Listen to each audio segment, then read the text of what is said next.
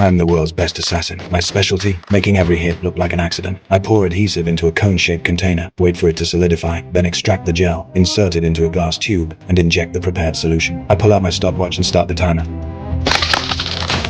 As a top-tier assassin, I plan every detail down to the second. This time, my target is a mining tycoon living in a penthouse downtown. I time his swim schedule perfectly, slip into an apartment below, crack open the window with my tools, and scale up the building like Spider-Man. Using suction cups, I position myself over the center of his pool, drill a hole, insert the gel, and inject the solution. The whole operation flows smoothly, done in minutes. Now I just wait for my prey to walk into the trap.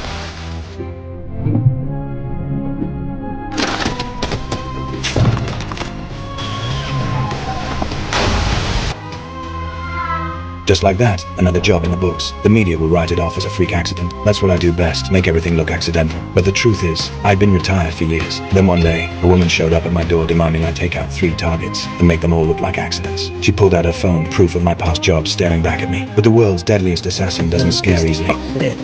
Her backup moved in fast, but I quickly taught them with my fists what a real killer looks like. Seeing more reinforcements flooding in from below, I bolted, dove into a hang glider, and made my escape.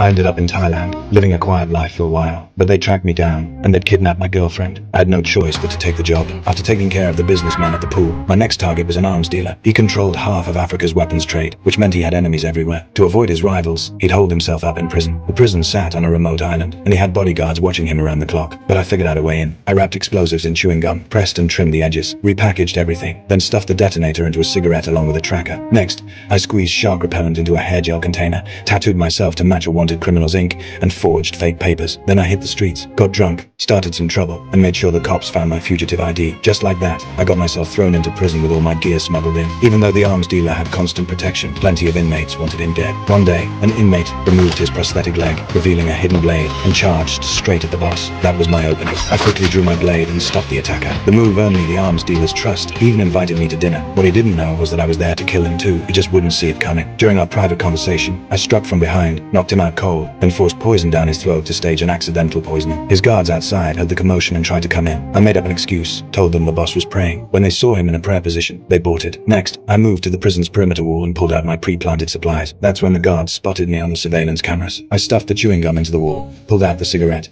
extracted the fuse, inserted it, and lit it up. Then I swallowed the tracking capsule and applied the shark repellent I'd prepared. As the wall exploded open, I bolted through the gap and dove straight into the ocean.